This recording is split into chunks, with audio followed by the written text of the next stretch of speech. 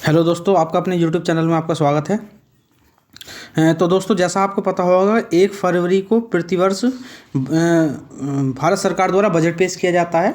अब की बार आपको पता होगा भारत की जो वित्त मंत्री हैं वो हमारी निर्मला सीतारमण हैं और उनके द्वारा बजट पेश किया गया है। ठीक है, तो ध्यान रख लेना आप। अब की बार बजट पेश वैसे 1 फरवरी में ही किया जाता है। आज आपको पता होगा 1 फरवरी है और आज बजट पेश किया गया है। तो बजट से संबंधित कुछ महत्वपूर्ण टॉपिक देख लेते हैं भाई। पहला पॉइंट आप देख रहे हो यहाँ पर दिखाई दे रहा होगा आपको। भारत दुनिया की 5वीं सबसे बड़ी अर्थव्यवस्था बना। आपको पता होगा अभी हाल ही में कुछ समय पहले ब्रिटेन को पछाड़कर भारत दुनिया की 5वीं सबसे बड़ी अर्थव्यवस्था बना था। ठीक है, याद रख लेना, पहले 6ठे नंबर पर था, अब की बार 5वें सबसे बड़ी अर्थव्यवस्था भारत बन गया है। ठीक है, चलो देख लेते हैं इसके बारे में थोड़ा सा। आप इसमें लिखा हुआ कुछ दिखाई दे रहा होगा आपको कि निर्मला सीतारमण ने कहा है, ये देखो, ये आप दिखाई दे रहा होगा इसको। निर्मला सीतारमण ने कहा है कि 2014 से सरकार के प्रयासों ने सभी नागरिकों के जीवन की बेहतर सुविधा एवं गुणवत्ता को सुनिश्चित किया है।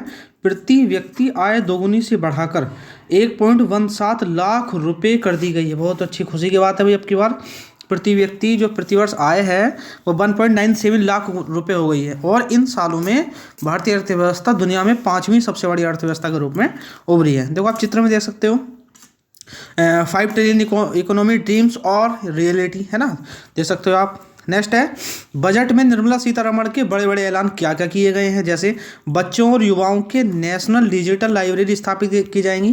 जैसे बच्चे अपने उच्च भविष्य के लिए या बेहतर भविष्य के लिए स्टडी वगैरह कर सकें तो उसके लिए लाइब्रेरी स्थापित की जाएंगी, जैसे डिजिटल लाइब्रेरी जिसे हम कहते हैं। पशुपालन, डेयरी और मत्स्य पर भी ध्यान रखते हुए कृषि ऋण लक्ष्य को बढ़ाकर 20 लाख करोड़ रुपए किया गया है और कृषि से जुड़े स्टार्टअप को प्राथमिकता यहाँ पर दी जाएगी। ठीक है, ध्यान रख लेना।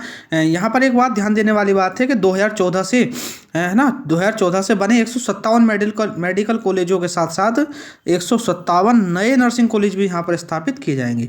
तो देख लेना भाई, लिख रहा है आपको, चित्र में देख सकते हो।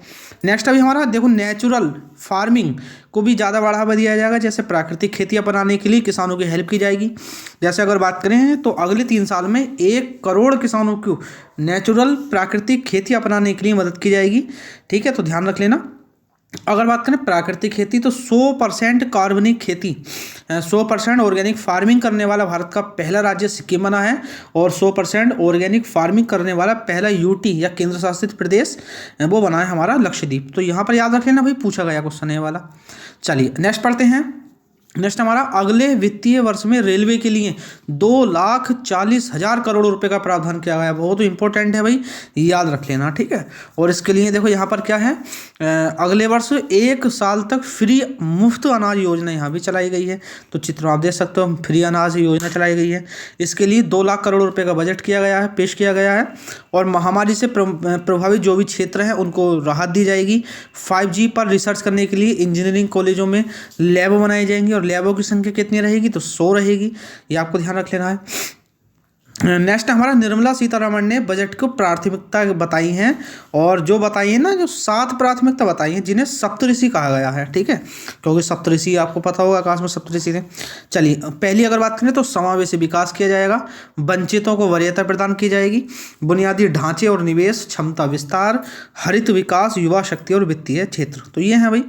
चलिए नेक्स्ट आया था हमारा, बजट में वित्त मंत्री के बड़े बड़े ऐलान कैसे किए गए। जैसे पहचान पत्र के तौर पर जो पैन कार्ड होता है उसको मान्यता दे दी जाएगी, है ना, ध्यान रख लेना, ये आपके लिए इंपॉर्टेंट चीज़ है। और उसके लिए AI के लिए सेंटर फॉर इंटेलिजेंस नगर निगम एक नया बॉन्ड लाया जाएगा और प्रधानमंत्री आवास योजना का फंड भी धीरे धीरे बढ़ाया जाएगा। आप चित्र में देख सकते हो यहाँ पर प्रधानमंत्री आवास योजना के लिए।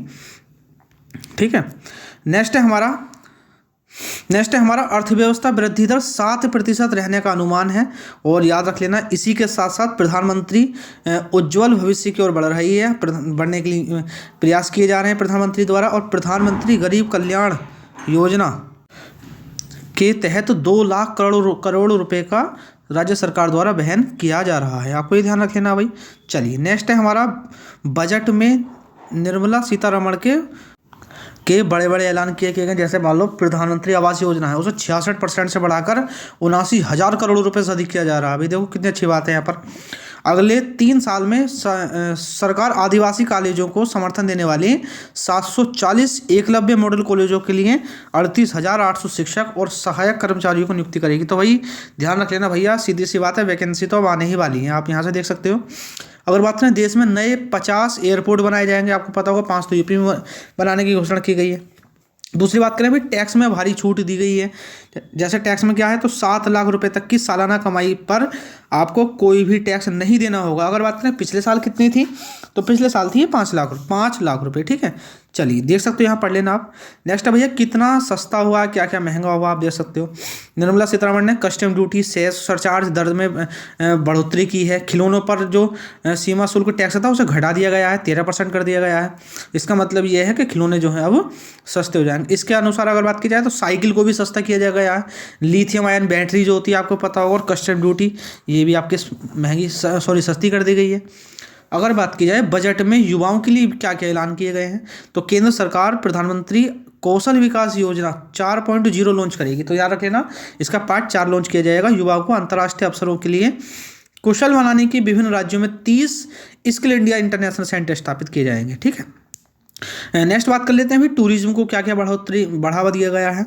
तो याद रखना, पर्यटन स्थल की पहचान की जाएगी कि कौन सा हम डेवलपमेंट कर सकते हैं, और राज्यों को राजधानी में यूनिटी मॉल खोले जाएंगे। यहाँ पर वन प्रोडक्ट, हैंडीक्राफ्ट आइटम ये वगैरह इनको बढ़ावा दिया जाएगा। अगर बात करें महिलाओं के लिए क्या काम किया गया है, तो महिलाओं के लिए सम्मान बचत पत्र योजना शुरुआत की जाएगी। उसमें 2 लाख रुपए की बचत पर 7.5% का ब्याज मिलेगा। भाई कितनी अच्छी बात है, देखो आप लोग दे सकते हो। नेक्स्ट है भैया, वेरी वेरी इंपॉर्टेंट, डिफेंस के लिए कितना बजट आया है भाई, तो संपूर्ण बजट का 5.94 लाख करोड़ रुपए का आवंटन किया गया है। भाई ध्यान रखना, 13% संपूर्ण बजट का लगभग 13% हमारे डिफेंस बजट पर खर्च किया जाएगा। तो ये था, देखो डिफेंस पर खर्च करना भी जरूरी है ना, क्योंकि आपको पता होगा हमारे चारों तरफ तो दुश्मन देश हैं, जैसे पाकिस्तान वगैरह हुए या चाइना वगैरह हुए इधर की तरफ से, है ना।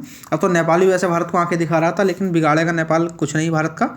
तो ध्यान रख लेना, संपूर्ण बजट का 13% और 5.94 है ना, इतना खर्च किया गया। पिछली बार कितना था, तो 5.25 लाख करोड़ रुपए था, अब की बार 94 लाख करोड़ रुपए है ना।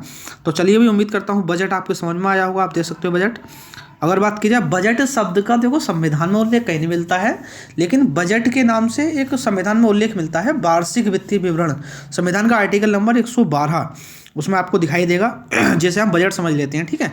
चलिए याद रख लेना, कभी कभी ये क्वेश्चन पूछ लेता है कि बजट का अर्थ क्या होता है, तो बजट का अर्थ होता है भाई चमड़े का थैला। तो उम्मीद करता हूँ दोस्तों आपको वीडियो पसंद आई होगी। थैंक यू आप सभी का।